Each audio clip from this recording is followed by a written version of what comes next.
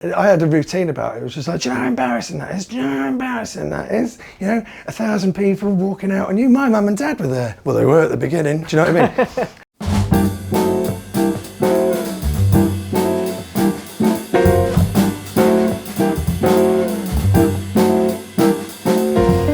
You know what? Nick Helm is coming. I'm very excited. I'm always very excited, but I'm very, very excited. I saw him recently at the Comedy Store and he was so funny. He was Nick Helm. Nick Helm. Hello. Hello. How you doing? You're right. It's Nick Helm. It's me. Yeah. So Nick Helm, why did you start comedy? I really loved stand-up comedy. I think the first stand-up comedy I probably saw was Jasper Carrott when I was really young. Like, we were living in London and we lived in this 3-storey kind of terraced house, which was about 30 grand. And I'm gutted because they sold it. Yeah. My bed was on the top floor. So my dad used to read me bedtime stories, but when he read me bedtime stories, he'd fall asleep. And I'd be wide awake, so I'd crawl over him and I'd go downstairs and I'd watch Jasper Carrott with my mum. Oh, really? And I remember the first Comic Relief. Yeah. I remember that they stopped for the 9 o'clock news, and so on BBC Two they showed clips of comedy films, and they did the campfire scene from Blazing Saddles, and I remember my dad just... The farting scene? Yeah, he just lost it, and it was just like, you're not allowed to talk about him anymore, but there was a Woody Allen season on Channel 4, and you know, I grew up watching all of these films that were so inappropriate for me, and I kind of like learnt what my dad liked. Me and my sister developed our own taste in comedy with the Mary Whitehouse experience. Right. And then I got into Red Dwarf, and we grew up with Blackadder. When you're a kid and Blackadder was on, right?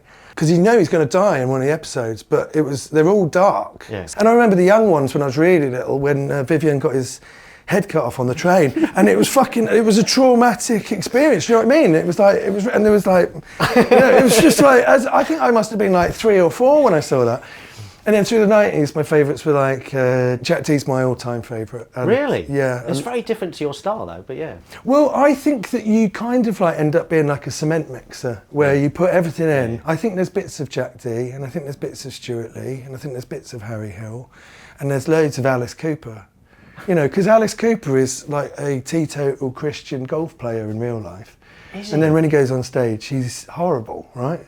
And I just think that that's the thing. I'm not trying to get people to like me when I'm on stage. Do you know what I mean? I'm not trying to kind of like use that as a way of bringing an audience in. Can I say that your material can split a room? Yeah. In the sense that... Well, kind of, because you can. You know, you're calling people in the audience the C word. We can use that, can't we? We can maybe beep it. And it's so funny for me looking at it, watching it, and watching the audience thinking, are we going with this or are we not going with this? And then they kind of go with it, but you keep it really on that bloody line of... I just think it's silly. Of course it's silly, but that's as much as it is, because I obviously don't mean any of that. The only stuff I mean when I'm on stage is the mental health stuff. When you're talking about your mental health? When I'm talking about mental health, I still make it funny. Yeah, if you're enjoying this interview with Nick Helm, then press the like button. See, I always do this in the middle. It's a sales, and then subscribe. Oh, subscribe. Like and subscribe. Like and subscribe. And share Back to with Nick Helm. Share all of them, not just mine. I always take a picture of Frankie on this shoot. There we go. Coffee. There we go. But splitting the room, I used to absolutely split the room in half, and it was kind of like, no, I'm an artist. This is, you know, it's fine. You know. Did that affect you? The one of the half loving you and the other half not liking you? No. Because I didn't think I was for everyone. I don't think everyone should be for everyone. No, I agree. I remember seeing Harry Hill in the early days completely splitting the room. You know, people just... Which is bonkers, right? Yeah, but if you don't buy into the silliness, if they don't buy into the kind of energy of you, then... No, yeah, absolutely which is lovely, I like that. Well, some people just switch off immediately. And you can see that it's just like you get on stage and they're not into it. And then that's actually, when other people are laughing, that's all right. Yeah. There's a skill to it, because there's a skill to going out and calling people for 2 hours and then getting them to queue up and meet you afterwards. Do you know what I mean? I think this is going to be the biggest bleeping version of that. Where was your first gig? So my first gig was in 2006, and that came about. I never wanted to be a stand-up comedian, but I grew up watching stand-up comedy. I came out of university, didn't really know what I wanted to do, ended up getting commissioned to write some theatre and education. So I wrote some theatre and education, toured that around the country. After the money of that, I moved to Brighton. moved to Brighton, set up my own theatre company. By the end of the year, the theatre company went bust, right? And I had to move back home with my mum and dad. I was really depressed at home. I've always been depressed. And I didn't know what I was going to do with my life. And I just had this opportunity and I felt like I'd lost that. And I just didn't know what I was going to do. And so I wrote a list of like all the things I wanted to do, like limitless, you know, like being an astronaut or be a cowboy. Right, like childhood. Yeah, that's like one of my literally, questions later on. just literally write a list of everything that you could dream of, right? Yeah. Be an author, be in a band, you know, write poetry, be a playwright, all of this stuff. Try stand-up comedy, you know, because I was a performer. I used to write plays. I wrote my first play in 2001 called Air Freshener, which we took up to the Edinburgh Festival with some school friends. I wrote that with my friend Ed Scotney. And we went up to Edinburgh together and, you know, that went well. So I was already writing and performing in Edinburgh. And then, and through a printing error, it got 1 star in The Scotsman, right? Printing error? Yeah, because it was 2 stars online, right? but no one went on the internet back then, because it was 2006, right? So we had this 1-star show that I spent 7 years writing. And we sold out because it was a 1-star, you know, we were halfway through the run, we weren't getting any audience. And then we got a 1-star review and then we sold out. And we came out and the audience, we know why they're here, because they want to see a shit show. And we went out and there's a couple of jokes at the beginning, people were like going, oh! And you go, well, we've never had that reaction before. You're literally doing that because you've read, and the review was so vanilla. It was just like, it didn't say anything bad or anything good. It basically described the show. And we came out and they were like going, oh, oh. And then by the end of it, they were fucking, you know, we didn't get a standing ovation, but we got an ovation, right? They loved it. And you kind of like, that was like really, no one wants to see a 2-star show. Right. And the 3 is on the cusp. 4 is like, that's a good recommend, let's go and see it. 5 is like a must see, and 1 is a must see. Do you know what I mean? A car crash kind of. Yeah, it's kind of like this thing. That's amazing. So I had this list and I was like, right, astronaut, no. Cowboy, no. Author, that's going to take a year to write a book. Band, I've just been directing like other people in a play, and that's just more wrangling of other people. What can I do that's just me, that I could technically get up on stage and do like immediately? And it was like stand-up comedian. So I signed up for a course with Brian Luff and Georgina Salby called Pepper Stock that they used to run in Crouch End. Okay. It was a 1-day course where in the beginning they teach you like how to hold a microphone.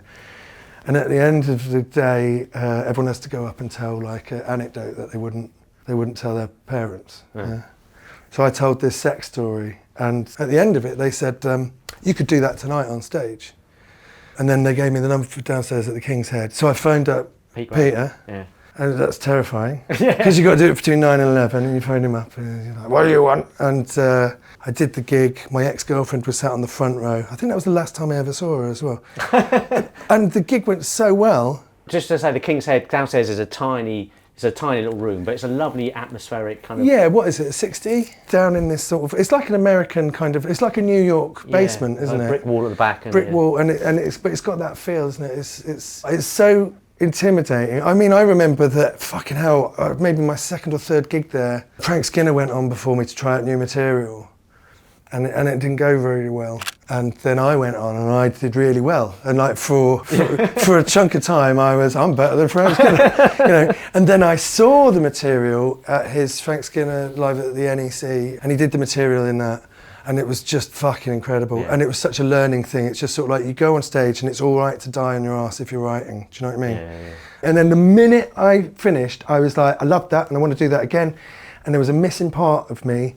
And that was like the jigsaw piece that fit in. Do you know what I mean? It was like, I'm going to be a stand-up comedian at that point. I'll have like a bullet point. Yeah.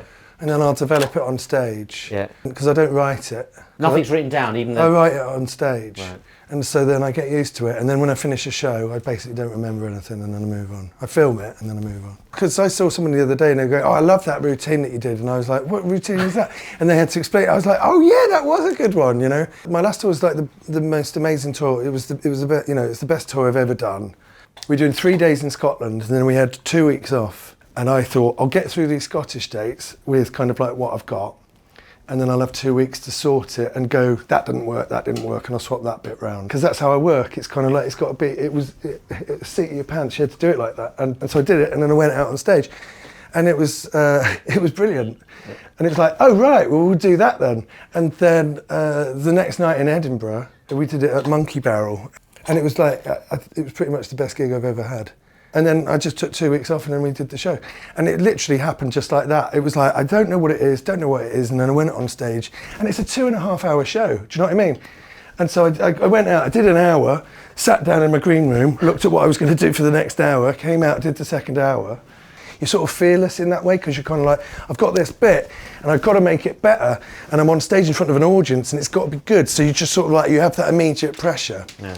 And so you kind of like, it's sort of like, that's what's exciting about it for me. Yeah. I remember like French and Saunders were saying when they did the Comedy Store and they did a new show every time and everyone else was doing the same stuff. Yeah. And they were told, they said, you know, you just do the same stuff, you know. Because it's a different audience every time, and they didn't realise, and it's like that thing. Yeah. But then you can go over the top, like, you know, do the same thing for 20 odd years. Yeah, exactly. You know, but I make sure I film it, and I have like, even if I don't release the footage, I've got that in my library, and it's like I've got that. I got diagnosed with bipolar in mid-February, and then had a breakup, and then I was on tour, like literally 4 weeks later, 3 weeks later. And I was so ill over that Christmas, and I kind of like had this tour booked in, and it was called the Super Fun Good Time Show. I had to come up with a tour, and basically I wanted to let everyone know that this show is going to be fun, right? Because my pandemic show was fucking really bleak and dark. Everyone needs to know that it's a change of like, it's called the Super Fun Good Time Show. And then I spent like 6 months or however long like going, I don't feel it. Do you know what I mean? I was absolutely I was rock bottom. And then the bipolar meds I started taking, they kicked in almost immediately. And it turns out that a lot of my depression came from that. So I was so depressed, I was very depressed. And I'd been on antidepressants, but they were the wrong depressants. Because I wasn't depressed. Right. I was bipolar, but I was on antidepressants, which is sort of like the opposite of what you need. And so as soon as I started taking the bipolar meds, yeah, it just sort of like my whole life changed. Oh, really? I've been mentally ill for a long time. And you're out the other end, as in with the medication? Well, so this is all about like kind of like leaving it till the last minute to go on stage and do it all. That's ADHD. Right. And I got diagnosed with ADHD, and I didn't want ADHD because everyone's got ADHD. Yeah. And I want to be special. But So what I had this complete brain fog where I was incapable of making any decisions and doing anything. My brain is like, it's next to the motorway and there's just cars speeding by and every car is a thought or an idea and you're just trying to grab one and you can't, and it's just so noisy and there was so much activity. I could sit on the sofa for like 7 hours and not move at all, but my head had been kind of, I'd like ran 1,000 miles in my head, do you know what I mean? And it was just exhausting. It was like that for maybe 5 years. Gee. And so when I got diagnosed with bipolar, what happened with that was all of the depression went, right? And I wasn't depressed anymore. And it was kind of like, oh, this is an amazing feeling. I wasn't depressed, but I still had all that noise in my head. And so I was walking around going, I feel good, but I still can't get anything done. So I started taking this ADHD medicine. And in 20 minutes, all of the noise went. Like for the first time. First time ever that? I've always had depression, so I've always written about it because it's always helped me kind of like deal with it. And that's kind of where the darkness came from, like, not the band. And what's happened to them? They're still around. Are they? Yeah, they're huge. I always use sort of like creativity and writing to kind of deal with my depression. But that's such a sort of like, the David Lynch quote is really interesting. Which is? Where he's like saying that artists with depression is almost a good thing because the artists get to use their depression to create art, and David Lynch was like, that's bullshit, right? Because when you're depressed and you know, sometimes you don't even want to work. And like with me, it was like, I was doing the absolute best I could do at that time, you know. And I look back at shows that I kind of like go, oh, you know, that was really raw, or that was really dark, or that was really angry. But it was kind of like the best I could do at that time, you know. Yeah. And the David Lynch thing is basically, you know, when you're happy, you can work. Yeah. Right? And when you're depressed, you kind of like, you just do your best, and sometimes your best is like not doing anything. Like the whole point is that you take people down and then you bring people up. So my show's quite cathartic. So people go through it, but they come out feeling amazing. It rebuilt me. Yeah, right. Because I was in atoms. Did the tour where I was sort of like this, I was dust, right? And throughout the tour, the audience like rebuilt me, right? Amazing. And by the end of the tour, I was sort of good. I've had such a traumatic kind of like decade, and then bits of work actually, you know, I wasn't looking for any, but like work came in. I did like a couple of episodes of some like murder mystery things. I did Father Brown, and I did Shakespeare in Hathaway, and I did an episode of EastEnders, and I did some stuff for Comedy Central. But I wasn't looking for that stuff. That's lovely. And it came just at the right moment when I needed it, you know. And so it was like baby steps towards getting myself back into a place where I could sort of like properly work again. And I was banging my head against the wall trying to get these, the album done and the script done, and then I was just sort of like, you're putting so much pressure on yourself, you've only just started feeling okay. So I was just like, I'm not going to do anything until this year, next year. I got to the end of the year, and then and I had all this, you know, noise and brain fog, and then I started to take the ADHD stuff. All of that went, and then over Christmas I was just sort of like happy, and it's almost like I'm happy for the first time in my entire life. I started getting all of these emotions that I've not felt before. I was like crying every 5 minutes, and with joy. Not necessarily with joy, just with kind of like, I don't know what these feelings are, you know? And it just helped me deal with my own shit. The only person you can change is yourself, and it's how you react to stuff, and it's how you take it. And if you take it deadly personal every time and it's against you, you can get upset and angry about it. But if you look at it more like, that's their problem, and you can empathise with them, and you can kind of like go, that must be really hard for them because, you know, they're lashing out. It's not you. Well, we're in comedy, right? Yeah. And you walk around going, oh fucking hell, I'm so mentally ill, and I've made loads of enemies, and you're so mentally ill. You're thinking I'm so fucked, and I'm fucking, and then you realise we're all fucking mentally ill, and everyone is probably having that conversation with themselves, and we're all mentally ill people that are all bumping into each other. You don't know what anyone's real backgrounds are. Do you know what I mean? Yeah. And you just like meet them in the green room, and you go and say, you become friends with them or whatever, you know. You don't ever really know what's going on in each other's heads, and it's such a competitive industry, and people have got like dreams and passions, and people are guarded about it, or people are open about it. Everyone's got a different thing.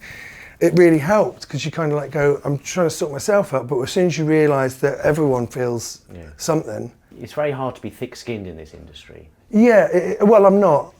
I'm barely on social media because when I did Russell Howard's Good News in 2010, I got so much abuse on Twitter that I just came off Twitter, and I've barely touched Twitter since. I've had TV shows that I didn't promote because I was, and I should have. Really? Right? Yeah. And so I'm still sort of like affected by it. Right. Best and worst gig. Best gig, worst gig. Well, my best gig recently was that Edinburgh gig. I was so broken doing that show. And on the second day of doing the show, do you know what I mean? I realised that I could do it. Yeah. The worst gig, I mean, Live at the Apollo has been gone over. I could tell you about Live at the Apollo. Go wild for the one, the only, Nick Helm!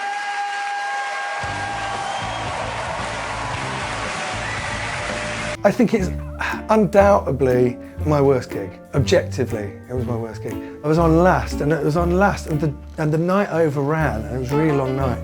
In my head, I was thinking, this is it, I'm doing Live at the Apollo. I was on with Roisin and Russell Kane. Right. There was a technical issue with Roisin which sort of delayed it a bit, but she did incredible. Something went wrong when she was on stage. She came off stage, came back on again, and had to restart it. She had like this spectacular gig, and then I was on next. I'd done all my prep, I was hyper confident about it, and I'm never confident, and I always think that that's a death knell for me if I'm confident about something. You know, it's like stars in your eyes where the thing goes up and there's smoke and you come out, and I came out and immediately they hated me. And so my act is like abrasive, like going, what's your fucking problem? You know, there was like a decision in the room which was, we like her, but we don't like you. And my mum was halfway up the stalls. People start shouting at me, and I'm like, because they hate me, right? People start shouting at me. And I just like go, why don't you just pretend, because they haven't paid. I said, like, why don't you just pretend like this is a charity gig, right? People start getting up and leaving. And I'm looking at the audience, and my mum is there going like this, right? No. And it's sort of like surreal, because it's going really badly, but it made me try harder, right? This is the act, get on board! And I got to the end of the thing, and I just remember it was such an unpleasant experience. I kind of like said, thank you very much, good night. And I walked off the stage and I stood my ground, I did it, and then the next day was my birthday and the Sun got in contact. And they said, we'd just like Nick to give a statement about how he feels about the fact that 1,000 people walked out on him last night. I think they got loads of complaints. It's like, it's a 3,000 seater, right? And so we were talking about splitting the room, and I used to split them in half, and I was just like, yeah, that's better than average, do you know what I mean? A third of the audience. I had a routine about it. It was just like, do you know how embarrassing that is? Do you know how embarrassing that is? You know, 1,000 people walking out on you. My mum and dad were there. Well, they were at the beginning, do you know what I mean? And then when I watched it back, I'm really proud of myself. Because you watch that footage and you can't tell. I was talking to a record producer, you Reynolds, and now I've got a #1 on my hands. Oh! I did a Joel Dommett podcast and I talked about it, and they released it the Friday before the Tuesday. And then Chortle wrote a huge article about it like it was a one-on-one interview. BBC were furious with me. Anthony at Live at the Apollo was really upset. Like, I just fucked over a load of people. But what had happened was, I'd written a really funny routine that was self-deprecating about my experience. And then I told it to Joel, and Chortle reported it like it was, they took all the context out of it. Right. It was just sort of like, it read as this sob story. For me, it tainted how people watched it. Right. And people knew it, oh, it was that one where he was shit. And it's like, I wasn't shit, I was really good. And I sing a song in it, and it's literally, it's the best I've ever sung it. And so I'm really proud of that. I can tell in my eyes that I'm not particularly enjoying it, but I can also see that I'm doing a fucking good performance. Did it look like you had a hard time on television? No. That's what I mean, yeah. So what I've learnt about TV, in that situation and it's going hard and you're on TV, it's kind of like you just play for the cameras. Because it's TV. Like there was a big thing after Live at the Apollo where people were like going, we knew it was edited, and you go, it's TV, you do you know what I mean? Of course it's fucking edited, everything's edited. Like, I didn't even get nominated, do you know what I mean? For the show that made me, which was called Bad Things Happen in Trees, where Seann Walsh dropped out of our Edinburgh show in something like May or June. It was a three-hander, me, Seann Walsh, Robin Buckland, and like 2 months before Edinburgh, they both dropped out, and I phoned up PBH, and I was like, they've dropped out, I guess we should cancel the show. And he said, if you cancel the show, you'll get blacklisted. And I was like 12, you know? And I was like, ugh. So I had to fill an hour. Yeah. And I would never have put myself forward for that. Right. I wouldn't have gone, I'm not like, oh, I can do an hour. And then there's some people that are like, you know, and I wasn't like that. But I had to fill the hour, I filled the hour. By like a week, it was like pretty much sold out. And then and I didn't have any PR and I didn't have any press. And this is what word of mouth looks like. By the end of maybe the second week, it was standing room only at the bar and I was doing this show. Yeah. But you don't know what word of mouth is because no one's coming up to you going, you should go and see Nick out. Do you know what I mean? It's like, I was just coming out every day going, fucking hell. And what it was at the beginning of that show, I'd get people on stage, right? And we had 4 people in, so I'd get them all on stage. And then we'd have 10 people in, so I'd get them all on stage. Right. And then we had like 30 people in, you get them all on stage. And that was like a thing that made me, right? Getting everyone on stage and then doing this thing. Everyone except one person. And Jimmy Carr was in and his laugh was going on. And when I was getting people on stage, I said, I know you, I'll get the fuck on stage, right? And he got on stage. And then there was another night when Daniel Kitson came and he wrote something really nice about me. And then off the back of that, I got Russell Howard's Good News, which came out in November. And that made me a headliner, you know. Yeah. Because I was going to stop at 2010. I was going to go, I've given it 10 years. I'm going to have a little break and then see. But 2010 was where it started. And it went on to 2011, which went to The Blaps, which went to 2012, where I got Uncle and I did the pilot. All of that came from Seann Walsh dropping out. And then my agent saying you can only do 20 minutes, and me saying that I wanted to do an hour. We've got to get Seann on here, by the way. Seann's good, but you still. I love Seann. Yeah, we've had a rocky kind of like, you know. Oh, really? Like we started out together. Yeah. Seann is one of them people where, like, the first time he got on stage, you know, we were all shit, and we were all like scared because we were in a pub and there were 8 people out there, and we got to entertain them. And Seann was the only one out of all of us that was like, you could be on telly, do you know what I mean? He'd come out and he'd have these routines and he was like fucking, he was great. Yeah. And he got picked up straight away. We've been on our adventures and now we're sort of like old men. Well, I am. Older. He's younger. Yeah. I love him so much, and I'm finishing my 3rd album at the moment, which is going to be a double album, so it's my 3rd and 4th album. My last album came out in 2016. And then I did all the music for Uncle, so that was maybe. Oh, really? Did you? Yeah, that was kind of like why they got. Well, not why they got me, but we got to the 3rd series, and Ollie and Lila, who wrote it, I think they just got tired of the fact that the budgets kept getting... The thing is, what you don't realise is that when you're creative and you're being hired by like the BBC, right? You know, you get no money, right? And you make something incredible with nothing. And you think, if we can do this with nothing, imagine what we could do with you if you give us a budget. But their response is, well, if you can do that with nothing, how about we give you less? And what can you do with that? And I think Ollie and Lila were so frustrated with the budgets that, that they said we're going to do 3 and out. So we never got cancelled. It was kamikaze. It was just sort of like, you know. Another point about Uncle was the fact that the kid was 11 when we did the pilot, 12 when we did the series, and then he was 15 when we stopped. And when he became 16, then you could kind of swear in front of him, and you could have bits in the script about sex or drugs, right? But because he was 15, we couldn't do any of that. And it got to the point where he was 15 in November, and we finished filming the last series in September or October. And so we finished the series where we had to like use other words other than swear words. And he had a line that was like, "You're the one that's been snorting coke," even though snorting and coke separately aren't swear words. He had to say, "You're the one that's been sorting code," right? What? And then a month later, he was 15 when he said it, and a month later he was 16, and he went into ADR and he said, "You're the one that's been snorting coke," and then they just put it over it, right? It was nuts. It was like, he can't swear, and then midnight he can swear. Do you know what I mean? By that point, it had been about 6 years of them kind of like slogging away at it for very little. Yeah. We did 3 amazing series, and if that's all we got, then we did it as well as we could. Do you know what I mean? And it gave me this whole new audience that wanted me to bring out a 12-year-old boy every day, right? And so they sort of like whittled down, and I had my 8 out of 10 Cats audience, and I had my stand-up audience, and you know, I had all these different things. And it was sort of like a nightmare going on stage. I said, "Oh, what do they want?" And then before the pandemic, I was just like, I don't want to do stand-up anymore. After the pandemic, I just, you know, I needed to work. Mm. And so I just retrained myself to do stand-up. I had this beard and I had this hat that you could basically only see that. You took that photo of me in Esher at the rugby club. Yeah, when I'm doing that. That was my first gig back after the pandemic. You're brilliant. That photo that you took of me was incredible. But like, what you can see there is you can see like someone that's like pretty broken trying to do a thing. Maybe that was like one of my best gigs. Because I just went in, I remember sitting in the green room in a rugby club, like, you know, they're the enemy, right? Yeah. It's the rugby, and I was just like, and I just came out and I did it, and I didn't realise it at the time, but it was it was like the beginning of my path to get back on my feet. Wow. And so I retrained myself after the pandemic to like my job.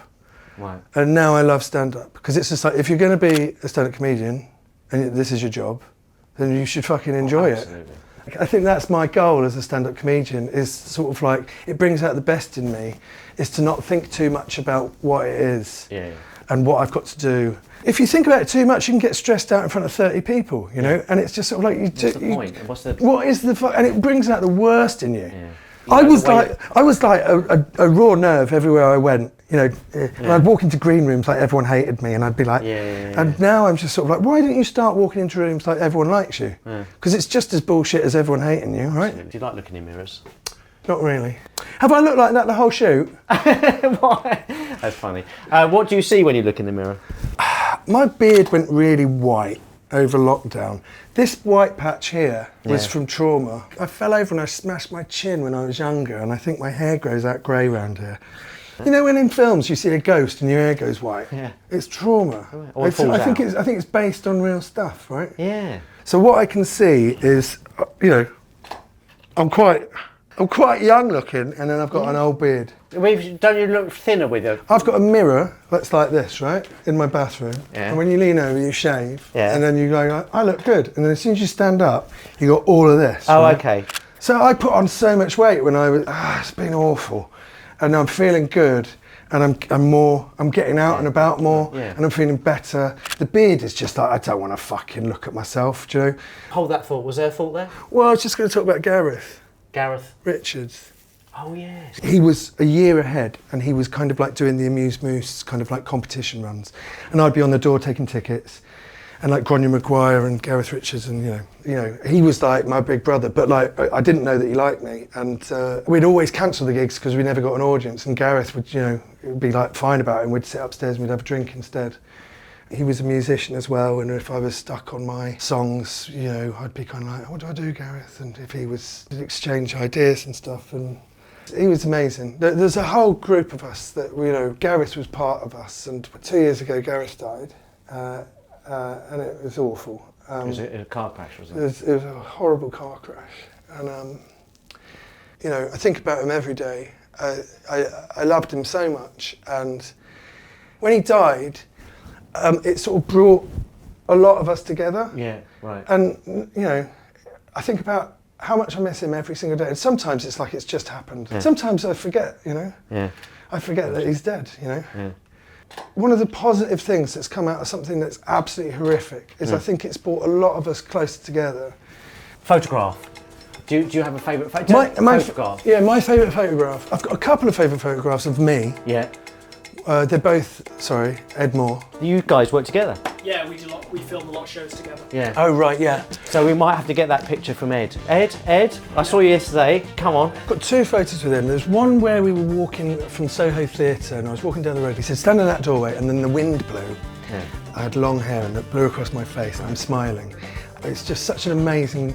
Of the moment. It's just beautiful, I think. Just the way it happened. It was great. And then there's another one where I did a shoot down in Brighton where I'm wearing sequin hot pants and I'm sat in a chair. Right. And I've got a feather boa. And I just think it is so cool. I love that photo. Okay. Also, that photo of me that you took with the beard and the point. Which one? With the Escher at the rugby club. Got it. That is an absolutely fucking incredible in-the-moment photo.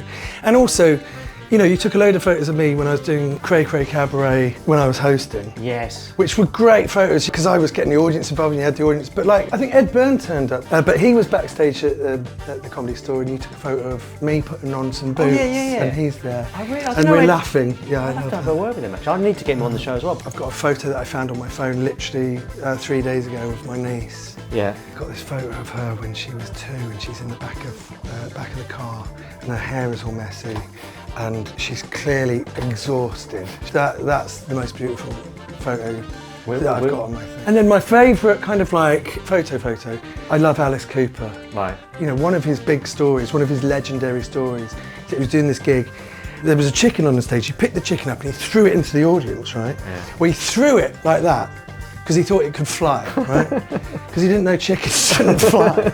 And it landed in the audience and the audience tore it to pieces. Oh. Yeah, there was like blood everywhere and chicken feathers and it was all this thing. It was like, you're a chicken killer, you're a chicken killer. And he was at this function like years later and the actual Colonel Sanders was there.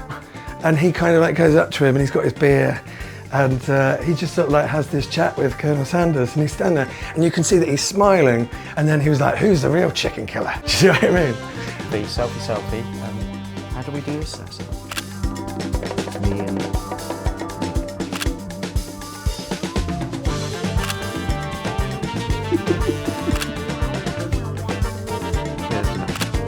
Lovely. Cheers, mate. That's Thank you. Really.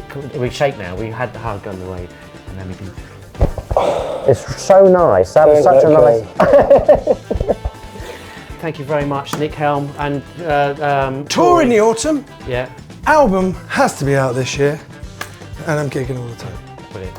That was brilliant. Thanks, man.